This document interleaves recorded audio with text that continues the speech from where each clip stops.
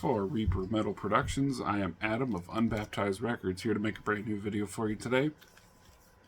Today is part 2, going over my Nunslaughter 7-inch collection, and with bonus 12-inch split that I have off to the side, and pretty sure I'm not missing anything. The only other thing I have is a 5-inch record, which I did show off in a previous video, so these should be all my 7-inch records. I don't have any hanging up on the wall, so a lot of them are picture discs, and a lot of them are split, so I think that's pretty cool.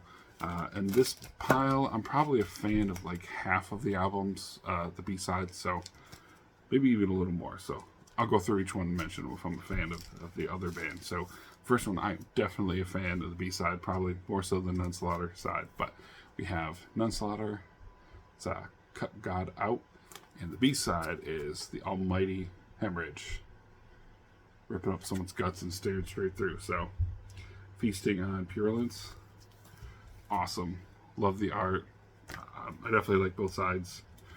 This one, Shadow Thorn. So the lineup, it's just interesting because I know the lineup changes a lot, but you know, for the longest time, obviously when he was alive, it was usually Jim and Don, and then someone named Shadow Thorn. So it's their tough guy name, whoever that is. I don't know. I'm only mostly familiar with the current lineup. That's Noah, aka Tormentor, and then I forgot the name of the drummer. I'm pretty sure Noah's Tormentor. Yeah, I actually forgot the name of the drummer already too.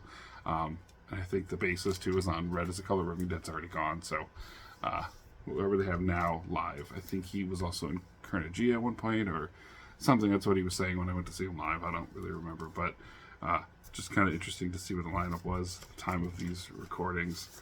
Next, we have another band where I do like both A and B side, and this is an album or a 7-inch that was recently repressed that probably a lot of you did pick up from Hells. That was a shaped picture disc. So this is the Acid Witch Spooky Split Nunslaughter, and not really going to show the whole thing just in case, but you know, this is that shaped picture disc of the goat and a woman doing very ungodly things, which is perfect for this kind of music. But not perfect for YouTube, so fortunately I will not show it to you, but you probably already know. Oh, she's a nun, of course, yeah, why not? So this one's got Dawn of the Dead, Jim, Sadist, Zach, Massacre, who I do know, and then Deserter, who I don't know who that is, so. But yeah, Acid Witch, so that is cool. That would be a cool band to see too, Acid Witch.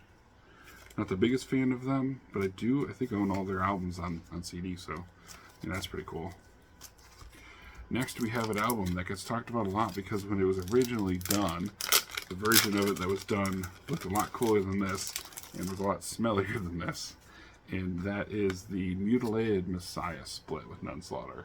That is the now famous, or infamous perhaps, Maggots cover. So the ones that were not Die Hard, that did not come with the Maggots, came with this little insert here, a little circular insert, and then this. So kind of raised, bumpy, but I think it was a recent video, but I get confused because sometimes I rewatch the old videos. But Mutilated Messiah was a band that J-Dog talked about, that he said he really liked, and that there was a demo, and it was like, you know, oh, brah, only 77 made, and Dog owns it, of course, and if you don't own it, you don't know death metal. It's like, yeah, of course I don't own it, dude. There was 77 made, like, come on. It's like, there's plenty of these made.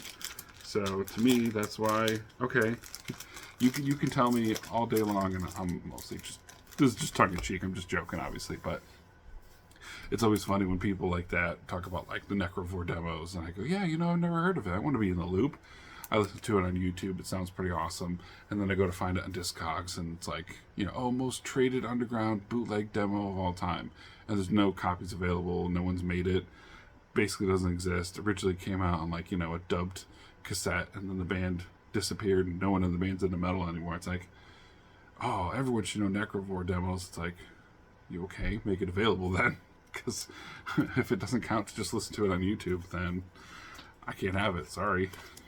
But yeah, it's mostly because I actually would really like stuff like that. So like, I really recently looked at the Australian Incubus, another band that, you know, Justin talks about, and there was a Spectral, they changed the name to Spectral Voice, and there was a demo that they put out, and luckily it's fairly affordable on LP, but something like it's like, oh, people haven't even heard of that. It's like, yeah, but if you make it available, people who don't like it won't buy it. People who are into deathcore and stuff, which again, I don't personally care about that much. It doesn't bother me, but make that available.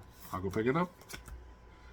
But something that is available is this 7-inch here, Nunslaughter, in a band I also do really like, Polish band, which I have definitely a soft spot for Polish bands, but Thronium, great Polish black metal band. Recently on Instagram, someone was like, hey, what's your favorite Polish black metal band? And I kept thinking Mgła, or however you pronounce it, it's fog in Polish, and the L with the little line is pronounced as like a W. So they're okay, and then Hate is kind of like a behemoth type band, and then I always think of a lot of the grind bands, like, oh, black metal band, besides Behemoth, which is half black metal, half Black Death. I'm like, oh yeah, Thronium. Thronium's awesome. I got a Thronium picture disc over there, which I've showed before, which they covered Deicide on, and I think I have 2 copies of the same Thronium CD. So yeah, if you're not familiar with them, they're a good Polish black metal band. Honestly, I like everything that goes out of Poland for the most part. So, all right, next we have, I believe this is a split with Unburied, band I've never heard of before, but a cool picture disc nonetheless. Look at this tough guy riding his bike. Cool, man. But this lineup here, Zach Massacre, Jim Sadist, Deserter again, and Dawn of the Dead. So just if you're interested. Right, got a couple more left. This one is, I believe, an older one.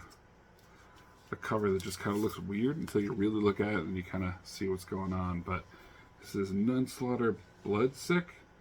Looks like a goat demon killing someone.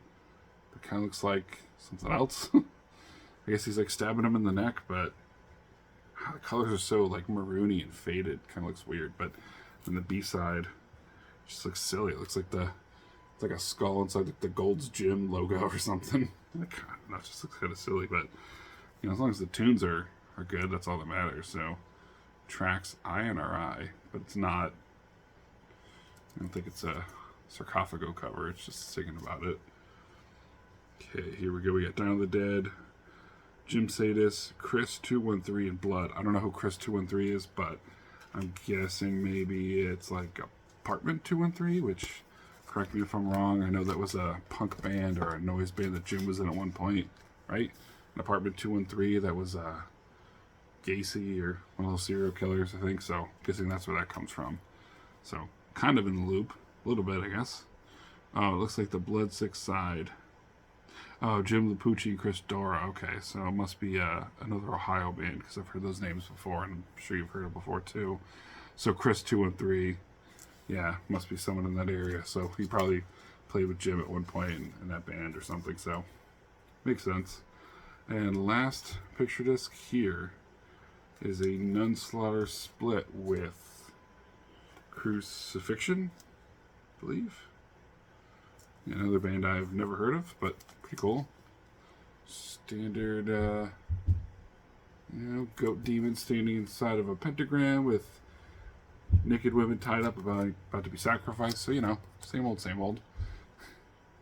And a little INRI there, I believe. No.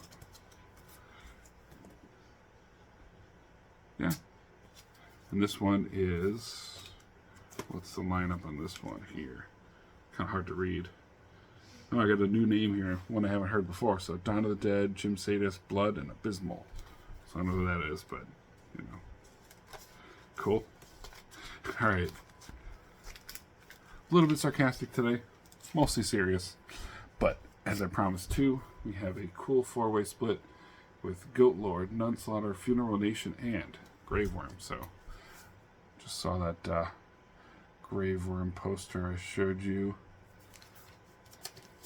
Cool split here. So just Limo black vinyl, but yeah, and put out by there you go, Nuclear War Now. So that's cool. So maybe if I ever get a chance to meet Kevin Graveworm, I get him to sign this too. So maybe I should bring this with me and have Don sign this, and then have Kevin sign us as well. But that's it for this video. Let me know what splits you like. Let me know what some of the B-sides were your favorite. And let me know if you're going to go see Manslaughter at all. Like I said, they're coming up in concert. The first show is already sold out, I believe. Second show is on Saturday, this Saturday, February 1st in Boston. Oh, Cambridge, right outside of Boston. They'll be on tour for the rest of the month with Demiser and Desolus, who's awesome. I have my Desolus CD, LP, and tape ready to go to get signed. And then they will be at the pre-show for Dead by Dog. So get out to No Class in Ohio. That is June 20th on a Friday. So we have Mulder, Vincent Crowley, Manslaughter, and another band that will be announced in March. But hope to see you there, and let me know what you thought of those records.